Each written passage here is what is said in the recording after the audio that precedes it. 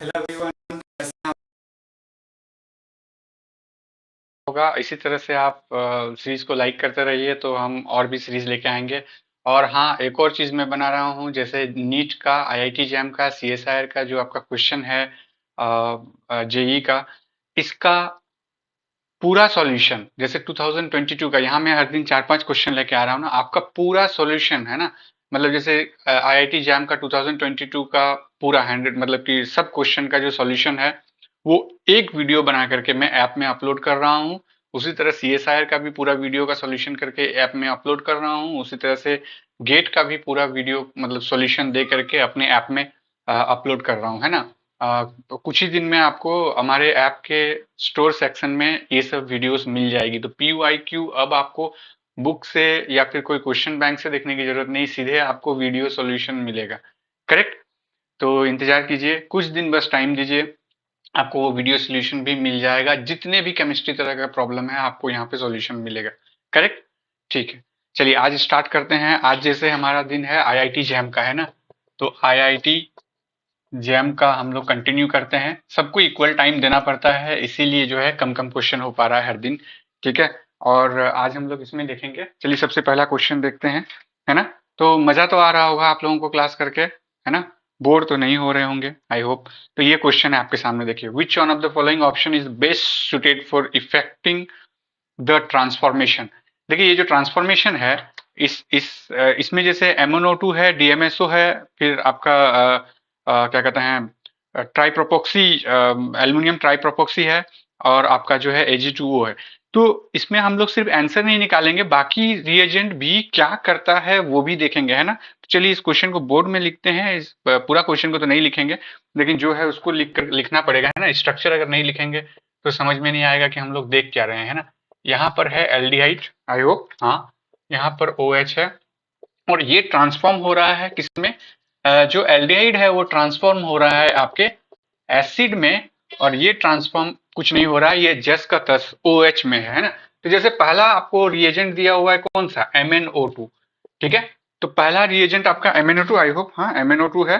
तो ये क्या करता है, ये ऑक्सीडाइज करता है, किसको करता है ऑक्सीडाइज, एलाइलिक पोजीशन को, है ना। एलाइलिक पोजीशन में जो आपका क्या कहते हैं अल्कोहल रहेगा, उसको ऑक्सीडाइज करेगा।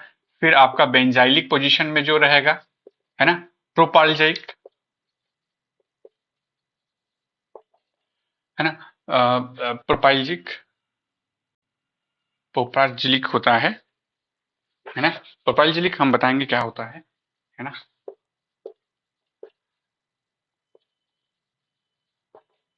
है ना, पोजीशन, ये सब पोजीशन का जो अल्कोहल है उसको ऑक्सीडाइज करता है। एलाइलिक तो आपको पता है, ये पोजीशन, मतलब इस पोजीशन से जो निकला हुआ है, तो इस पोजीशन को एलाइलिक कहेंगे। यहाँ पे अगर कुछ है, बेंजाइलिक कौन सा हो गया, ये पोजीशन आपका बेंजाइलिक हो गया, ये पोजीशन बेंजाइलिक। प्रोपाइलिक कौन सा हो गया, सपोज ये एल्कीन है हमारे पास, है ना, ये एक कार्बन हो गया, ये एक कार्बन हो गया। तो इस पोजीशन को कहते हैं हम लोग क्या, प्रोपाइलिक, है ना। तो ये पोजीशन में जब OH रहेगा, इसको OH ही कर दीजिए। तो इसको क्या करेगा, ये ऑक्सीडाइज करेगा। ठीक है। तो यहाँ पर कोई भी प्रोपाइलिक नहीं है, ये बेंजीन नहीं है, और वैसे भी ये यहाँ पे लगा हुआ है, प्रोपाइलिक नहीं है, तो MnO2 तो कैंसिल हो गया। ऑप्शन बी में क्या है आपके पास, ऑप्शन बी में DMSO है, और लिख लेता हूँ DMSO है, और साथ में ये COCl, है ना, ऑक्सीक्लोराइड है, और आपका एक बेस दिया हुआ है ना। तो ये क्या करता है, ये अल्कोहल को एल्डिहाइड एंड कीटोन में कन्वर्ट करता है। तो यहाँ पर तो अल्कोहल है हमारे पास, तो इसको क्या कर देगा, इस केमिस्ट्री को चेंज कर देगा किसमें, इसको हम लेके आते हैं यहाँ पे, इसको चेंज कर देगा इस तरह से। ऊपर में जैसे है एल्डिहाइड, वो तो एल्डिहाइड रहेगा, एल्डिहाइड को नहीं चेंज कर रहा है वो, है ना। वो इस अल्कोहल को, अगर सेकेंडरी अल्कोहल है तो इसको कीटोन कर देगा, ये बना देगा, है ना, ये बना देगा। ठीक है। लेकिन आपका यहाँ प्रोडक्ट में तो अल्कोहल है, ये तो चेंज नहीं हुआ है कीटोन, है ना। और यहाँ पर सिर्फ चेंज हुआ है, यहाँ पर ये तो एल्डिहाइड रह जा रहा है, बस ये चेंज कर दे रहा है। इसका मतलब ये भी नहीं होगा आपका ऑप्शन। ठीक है। ऑप्शन नंबर सी में क्या है देखते हैं। ऑप्शन नंबर सी में वही ट्राइप्रोपोक्सी, एल्युमिनियम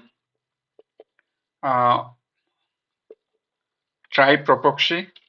तो ये जो है आपका ये, मतलब इस रिएजेंट को आपको दिमाग में बैठा हुआ रहेगा, ये MPV रिडक्शन कराता है ना। एमपीबी रिडक्शन, मतलब एल्डिहाइड अगर रहा या कीटोन रहा, उसको रिड्यूस करता है। ये रिडक्शन के लिए काम आता है, ठीक है। इसको रिड्यूस करता है किसमें? तो अल्कोहल में रिडक्शन करता है। यहाँ पर आपका एल्डिहाइड है, हाँ है। तो सिर्फ फिर इस एरो में हम जाते हैं और क्या हो रहा है यहाँ पे, इस अल्कोहल को तो चेंज नहीं करेगा, लेकिन यहाँ पे जो है इसको चेंज करके क्या कर देगा, वो एल्डिहाइड है।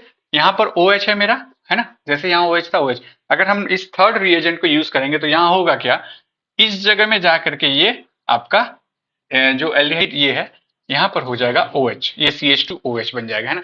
तो ये भी आपका प्रोडक्ट नहीं है, यहाँ तो हमको एसिड चाहिए, ठीक है। तो ये रिएजेंट भी हम यूज नहीं करेंगे, तो इसको मिटाते हैं हम लोग। ऑप्शन नंबर डी देखते हैं क्या है, ठीक है। ऑप्शन नंबर डी में क्या है उसको देखते हैं, करेक्ट। अब शायद ऑप्शन नंबर डी हमको हेल्प करे कि क्या है ना। ऑप्शन नंबर डी में क्या है हमारे पास, ऑप्शन नंबर डी में है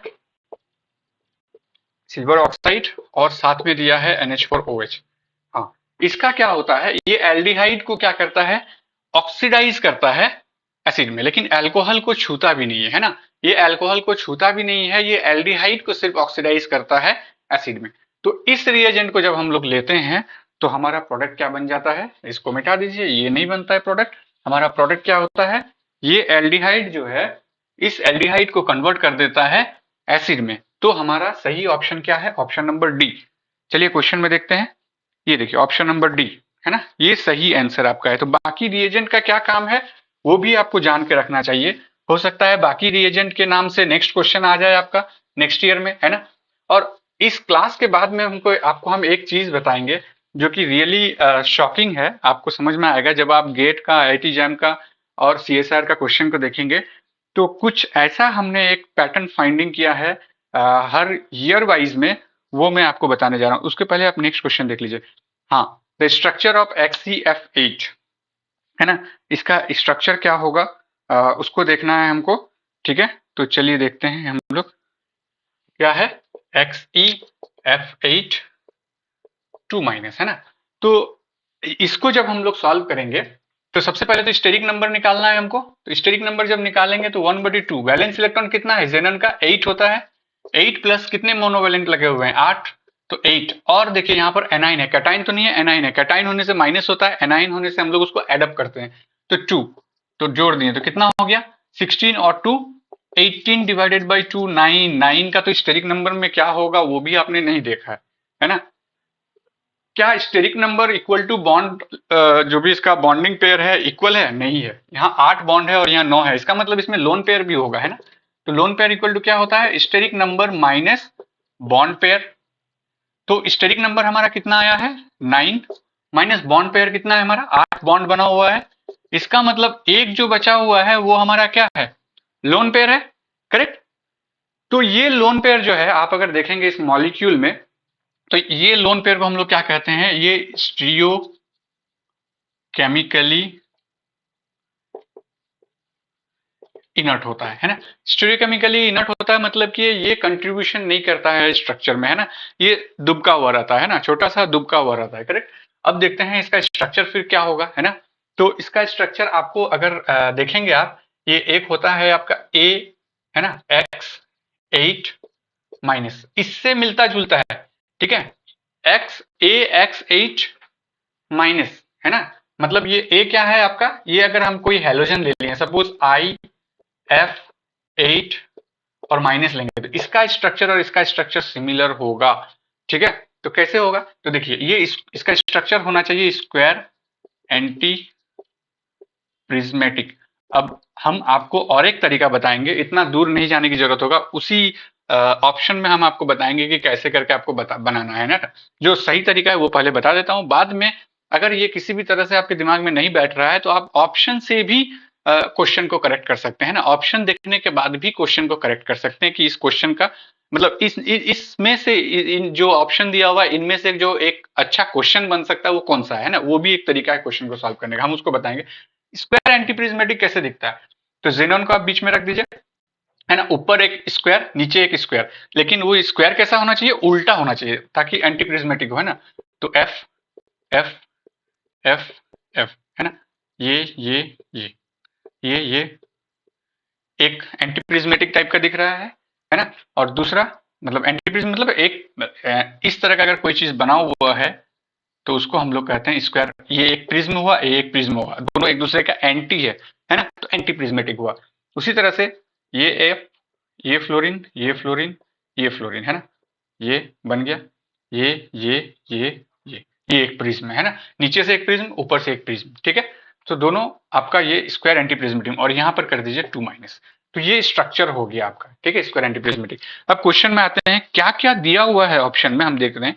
इसका तो आंसर हो गया आपका ऑप्शन नंबर सी, है ना, ऑप्शन नंबर सी इसका आंसर है। और क्या क्या देख लेते हैं, हम क्यूबिक लिख लेते हैं, हम लिख के जाते हैं, हम पहले बोर्ड में लिख देते हैं क्वेश्चन से। क्यूबिक दिया हुआ है, हेक्सागोनल बाई पिरामिडल दिया हुआ है, ओके, हेक्सागोनल बाई पिरामिडल, ठीक है। और एक क्या दिया हुआ है, ऑक्टागोनल, है ना। चलिए, और एक दिया हुआ है ऑक्टागोनल। इस तरह से भी सॉल्व कर सकते हैं। क्यूबिक तो होगा नहीं, है ना, क्योंकि 8 है और 2 माइनस है, तो किसी भी तरह से वो क्यूबिक बनने का कोई चांस नहीं है ना। क्यूबिक आप बनाएंगे, एक परफेक्ट ये नहीं बन सकता है। कैसे नहीं बन सकता है, हम बता रहे हैं आपको। ये आपने क्यूबिक बना लिया, है ना। अब आप जनन को कहाँ फिट करेंगे, अगर आप सोच रहे हैं कि यहाँ मिडिल में जनन को फिट कर देंगे और डिस्टेंस को सेम करना चाहेंगे, तो डिस्टेंस सेम नहीं होगा। क्यूबिक क्यों नहीं होगा, क्योंकि देखिए ये भी एक स्क्वायर है, ये भी एक स्क्वायर है, लेकिन इस फ्लोरीन से इस फ्लोरीन का जो डिस्टेंस है, जरूरी नहीं है कि ये दोनों फ्लोरीन का डिस्टेंस और ये दोनों फ्लोरीन का डिस्टेंस जो है बराबर नहीं हो सकता, है ना। इसीलिए जब आप इस तरह का क्यूब बनाएंगे तो ये डिस्टेंस और ये डिस्टेंस को बराबर रखना चाहेंगे आप, लेकिन ये बीच में एक सैंडविच की तरह बना हुआ रहता है, जिसके कारण इस डिस्टेंस को वो एक्सपेंड करना चाहेगा, और जब एक्सपेंड करना चाहेगा तो वो एक क्यूब बन के रह ही नहीं सकता, है ना। अब आ जाते हैं हेक्सागोनल बाई पिरामिडल में, है ना। हेक्सागोनल बाई पिरामिडल अगर आप बनाएंगे तो हाईली जो है अनस्टेबल होगा। इतना बड़ा मॉलिक्यूल को लेकर के कोई स्टेबल नहीं बन सकता। ये हेक्सागोनल, एक ऊपर और एक नीचे, मतलब इस तरह का मॉलिक्यूल यहाँ लगेगा, यहाँ लगेगा, यहाँ लगेगा, उसी तरह नीचे की ओर ये बहुत ही ज्यादा स्टेरिकली जो है अनस्टेबल दिख रहा है, ऐसा कोई मॉलिक्यूल नहीं होता है, ठीक है। अब आ जाते हैं ऑक्टागोनल, है ना। ऑक्टागोनल ये भी आप देखेंगे, आप ऑक्टागोनल बना लीजिए, देखिए आपको समझ में आएगा। ये ये है ना, 1 2 3 4 5 6, है ना, हो गया ना, ये कितना हो गया, 1 2 3 4 5 6 7 8, ये ऑक्टागोनल। ये मॉलिक्यूल इस तरह रहता ही नहीं है, ये मॉलिक्यूल चेंज होकर के क्या बन जाता है, जब भी आप देखेंगे टब शेप का मॉलिक्यूल, आपको अगर याद होगा, ये मॉलिक्यूल बन जाता है। तो क्या ये स्टेबल हुआ, नहीं हो पाया, तो ये तो गलत हो गया। तो आपके पास जो है ऐसे भी आप छांट छांट के स्क्वायर एंटीप्रिज्मेटिक में आ सकते हैं, जो कि स्टेबल है। देखिए ये चार बनाया, ये चार बनाया, और दोनों के बीच में इनफ डिस्टेंस है ताकि इस फ्लोरीन और इस फ्लोरीन के बीच में रिपल्शन को एडजस्ट कर सके, है ना। तो ये स्क्वायर एंटीप्रिज्मेटिक ही बैठता है सही, प्रॉपर, है ना। तो आप नेक्स्ट क्वेश्चन देखिए, तब तक बोर्ड में उठा लेता हूं मैं। ये है ना, क्वेश्चन देख के ही आपको समझ में आ गया कि मैं लास्ट में क्या बोलने वाला हूं, करेक्ट। क्वेश्चन देख के ही आपको समझ में आ गया कि मैं लास्ट में क्या बोलना है। और ये क्वेश्चन हम अपने से नहीं ला रहे हैं, है ना, जो एग्जाम पेपर में पूछा है उस पर्टिकुलर ईयर में, वही क्वेश्चन मैं लेके आ रहा हूं। अब मैं लास्ट में आपको रिवील करूंगा कि क्या वो पैटर्न है जिसको ये लोग फॉलो करते हैं, ना। क्वेश्चन क्या है, among the following the biomolecule with direct metal carbon bond is. Direct metal carbon bond किसमें है, उसको आपको देखना है ना। तो चलिए देख लेते हैं। पहला तो कोएंजाइम है, नाइट्रोजनस है, क्लोरोफिल और हीमोग्लोबिन है। तो कोएंजाइम हमने कल ही परसों एक देखा था, कोएंजाइम B12, है ना। तो अगर विटामिन B12 होगा तो वो साइनो कोबालामाइन बोलते हैं। तो उस जगह में क्या होगा, एक्स जगह हमने साइनो लगाया है तो साइनो कोबालामाइन, जिसको विटामिन B12 कहते हैं। अगर एक्स हमारा एडिनोसाइल, है ना, ग्रुप लगा हुआ है, तो उसको हम लोग क्या कहेंगे, कोएंजाइम। तो इसका मतलब इसमें एडिनोसाइल ग्रुप लगा हुआ है, तो जो ये हमारा कोबाल्ट है, जो पोरफायरिन रिंग हमारे पास, सॉरी कोरिन रिंग है हमारे पास, ठीक है, ये जो रिंग बना हुआ है हम इसको इस तरह से बना देते हैं, है ना। और उतना स्ट्रक्चर अभी ड्रॉ नहीं करेंगे, मेन जो है हमारा वही देखेंगे। ये कोबाल्ट 3+ स्टेट में रहता है। यहाँ नीचे में आपका वो बेस रहता है जो हिस्टिडीन टाइप का लिंक करके।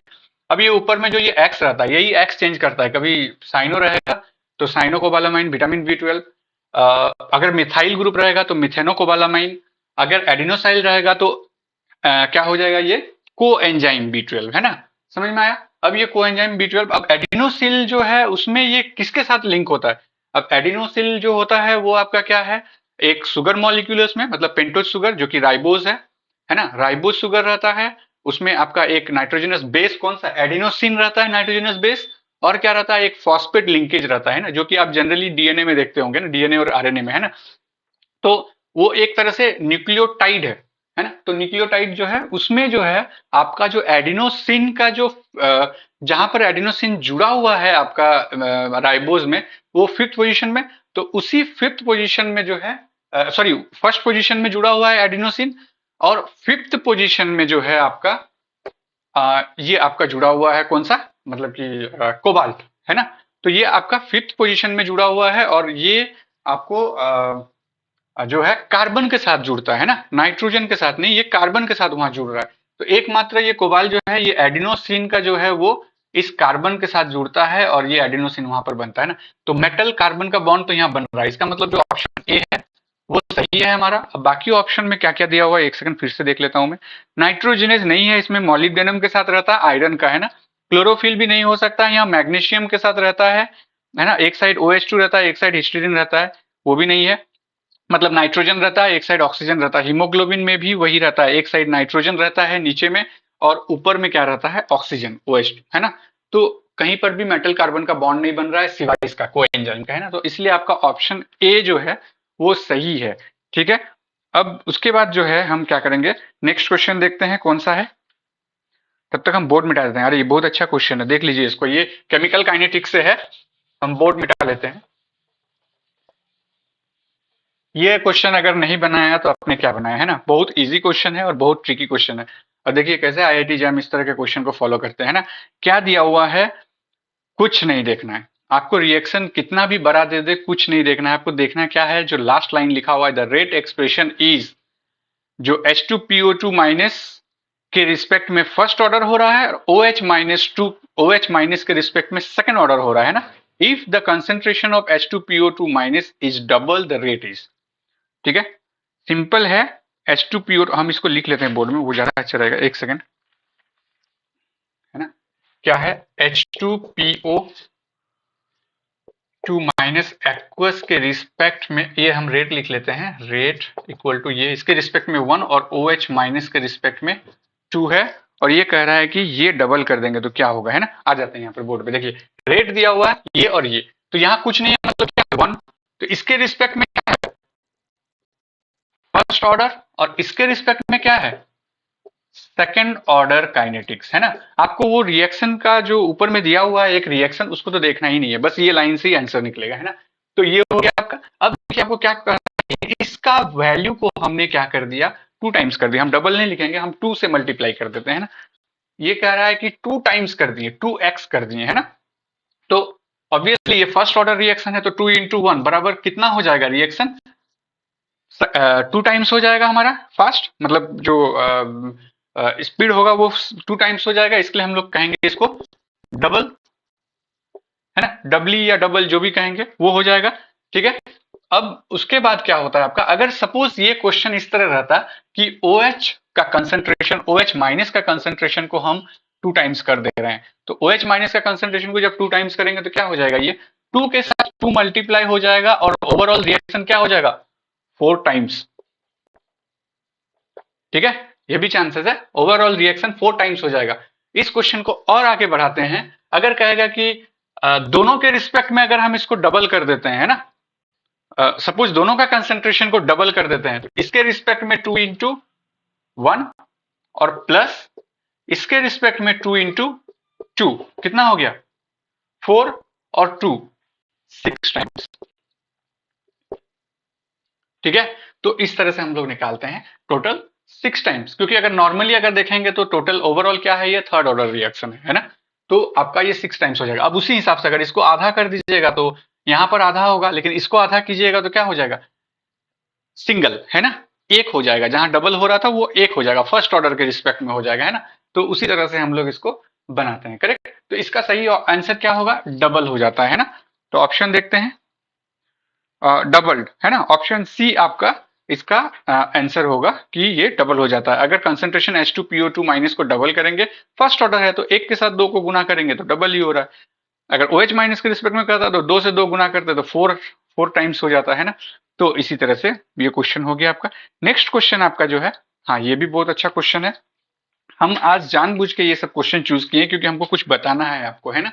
इसीलिए हमने इस तरह के क्वेश्चन को जानबूझ के चूज किया है। आप सीरीज नंबर 3 और सीरीज नंबर 2 और सीरीज नंबर 1 को कंपेयर करके देख लीजिएगा एक बार।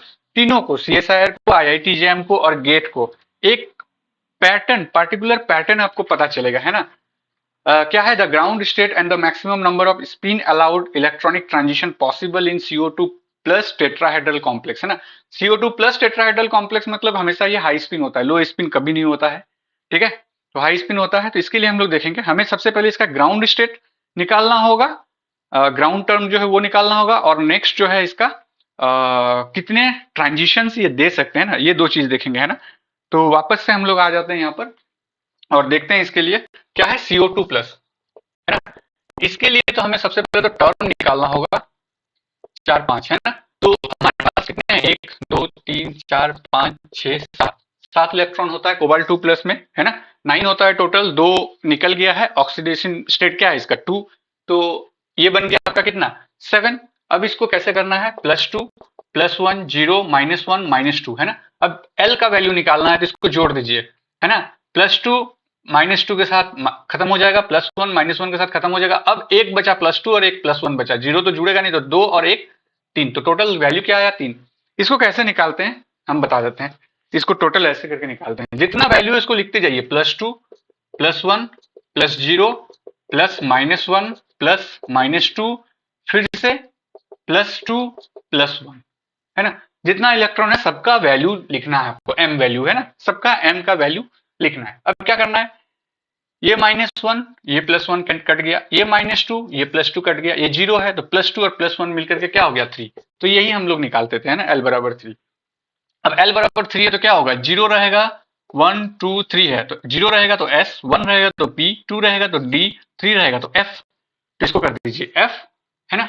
अब हमको इसका मल्टीप्लिसिटी निकालना होगा, तो मल्टीप्लिसिटी कैसे निकालते हैं, तो S बराबर क्या होता है हमारा, 2ni+1, है ना। तो अब देखिए 2 into number of unpaired electron, n क्या है, 1 2 3, 3, i क्या है, इसका स्पिन क्या है ना, हाफ, तो हाफ, तीनों प्लस हाफ है, ये सब तो 0 हो जाएगा ना, और +1, तो ये 2 2 कट गया, 3 और 1 4 हो गया। तो यहाँ पर आप स्पिन मल्टीप्लिसिटी में 4 लगा दीजिए, इतना ही यहाँ पर काफी है। इसके बाद आप उधर टर्म निकालेंगे, है ना। तो ये टर्म निकालते हैं हम लोग, हमें पता है ये हाई स्पिन ही है ना। तो इसमें हमको क्या करना होगा, एक तो यहाँ पर लेना है हमको कौन सा, 4f, और f के साथ हम लोग 4p भी लेते हैं। अब देखिए अब क्या होगा यहाँ पे, ये ट्रांजिशन लास्ट टाइम जैसा ही ट्रांजिशन है, कोई नया नहीं है ना। ये और ये ऐसे थोड़ा सा कर्व टाइप का रहता है ना। ये शुरू होता है आपका A2, 4A2, और ये टेट्राहेड्रल है, ये दिमाग में रखेंगे। टेट्राहेड्रल जिराडे नहीं होता है तो जी नहीं लिखाएंगे, है ना। टेट्राहेड्रल हमारा क्या होता है, अनजिराडे होता है, ठीक है। एक जिराडे एक अनजिराडे होता है, वो हम आपको अगर नहीं समझ में आता है जिराडे अनजिराडे क्या है, तो प्लीज हम आपको बार बार कहते हैं कि आप कमेंट कीजिए। हमको कैसे पता चलेगा आपको क्या पता है नहीं पता, हमको लग रहा है कि जो क्वेश्चन है उसको हम सॉल्व कर रहे हैं ना। अब उसके लिए जो उसके आसपास में जो नीड है बेसिक, वो हम ट्राई करते हैं मैक्सिमम देने के लिए, है ना। अब एक क्वेश्चन के लिए अगर हम कॉन्सेप्ट के पीछे जाएंगे तो वो कॉन्सेप्ट में पूरा क्लास ले लेगा, है ना।